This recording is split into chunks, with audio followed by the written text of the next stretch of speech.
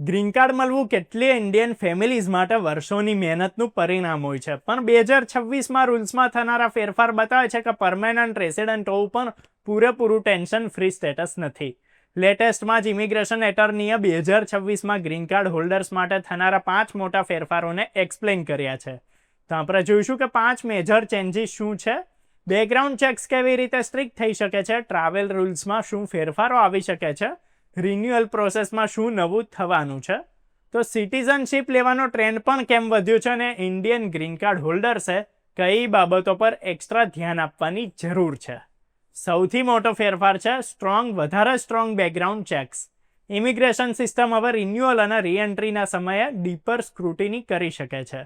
એનો અર્થ એ છે કે ખાલી સિરિયસ ક્રાઇમ જ નહીં, પણ past legal issues, tax compliance, immigration history અને સોશિયલ મીડિયા એક્ટિવિટી સુધી રિવ્યૂ થઈ શકે છે.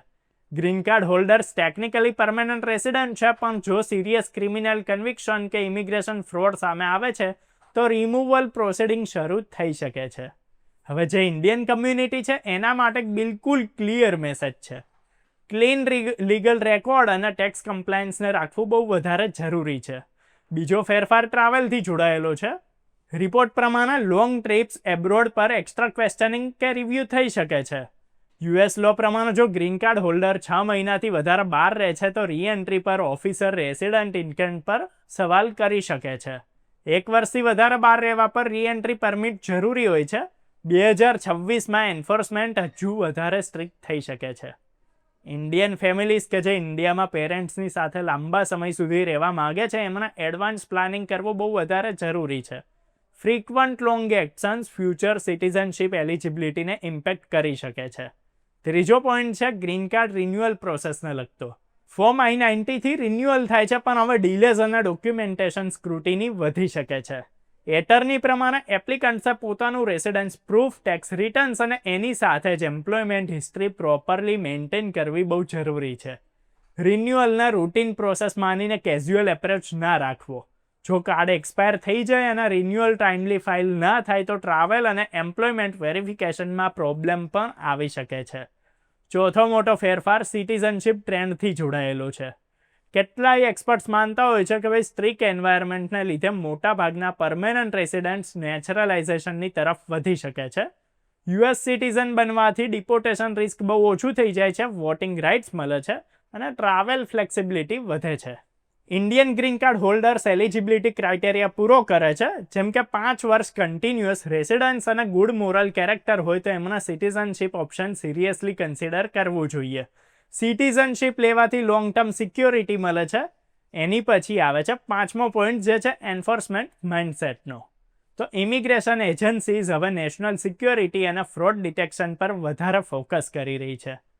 એનો મિનિંગ રેન્ડમ ચેક્સ નથી, પણ સ્ટ્રક્ચર્ડ કમ્પ્લાયન્સ રિવ્યૂ થશે. જો કોઈએ ફોલ્સ ઇન્ફોર્મેશન આપી છે, ઇમિગ્રેશનના ચક્કરમાં લગ્ન કર્યા છે કે પછી ટેક્સ ફાઇલિંગમાં ઇનકન્સિસ્ટન્સી છે તો ફ્યુચરમાં ઇશ્યુ ઊભો થઈ શકે છે. હવે વાત કરીએ લીગલ રાઇટ્સની, તો ગ્રીન કાર્ડ હોલ્ડરને ડ્યુ પ્રોસેસનો પૂરો રાઇટ મળે છે. જો રિમૂવલ પ્રોસિડિંગ શરૂ થાય છે તો ઇમિગ્રેશન કોર્ટમાં સુનાવણી થાય છે. લોયર રાખવાનો અધિકાર હોય છે, અપીલનું ઓપ્શન પણ હોય છે, પણ રાઇટ્સ ત્યારે જ ઇફેક્ટિવ છે જ્યારે વ્યક્તિ પ્રોએક્ટિવ અને ઇન્ફોર્મ્ડ હોય. ઇન્ડિયન ગ્રીન કાર્ડ હોલ્ડર્સે કેટલાક પ્રેક્ટિકલ સ્ટેપ્સ અત્યારથી જ અપનાવવા જોઈએ. પહેલું છે દર વર્ષે ટેક્સ રિટર્ન સરખી રીતે ફાઇલ કરવા અને ગ્લોબલ ઇન્કમ રૂલને સમજવા. બીજું કે જો ઇન્ડિયામાં લાંબા સ્ટેનો પ્લાન છે તો રીએન્ટ્રી પરમિટને અગાઉથી એપ્લાય કરી રાખો. ત્રીજું કે કોઈ પણ અરેસ્ટ કે લીગલ નોટિસ હોય તો તરત જ ઇમિગ્રેશન અટર્નીને કન્સલ્ટ કરો. અને ચોથું કે એડ્રેસ ચેન્જ થવા પર USCISને ટાઇમલી અપડેટ કરો. ફેમિલી બેઝડ ગ્રીન કાર્ડ હોલ્ડર્સે ખાસ સાવધાની રાખવી જોઈએ. મેરેજ ફ્રોડ કે પછી ડિપેન્ડન્સી રિલેટેડ ખોટી ઇન્ફોર્મેશન ફ્યુચરમાં પ્રોબ્લેમ બની શકે છે. એમ્પ્લોયમેન્ટ બેઝ કેટેગરીમાં જોબ ચેન્જના સમયે AC-21 પોર્ટેબિલિટી રૂલ સમજવા જરૂરી છે. ડોક્યુમેન્ટેશનને સ્ટ્રોંગ રાખો, એ પણ તમારા માટે બહુ ઇમ્પોર્ટન્ટ છે. ત્યારે હવે તમને સમજાઈ જ ગયું હશે કે 2026માં ગ્રીન કાર્ડ હોલ્ડર્સ માટે સૌથી મોટા ફેરફાર શું થવાના છે અને કઈ રીતે એમના પ્રિકોશન્સ પણ લેવાના છે. એટલે એમનું યુએસ તે ઘણી હદ સુધી ઇઝી રહે અને એમના કોઈ પણ કોમ્પ્લિકેશનનો સામનો ના કરવો પડે. ત્યારે જો વિડીયો પસંદ આવ્યો તો લાઇક કરો, શેર કરો અને આવા જ વિડીયોઝ, અપડેટ્સ અને ઇન્ફોર્મેશન માટે સબસ્ક્રાઇબ કરો, ફોલો કરો અર્બન ગુજરાતી.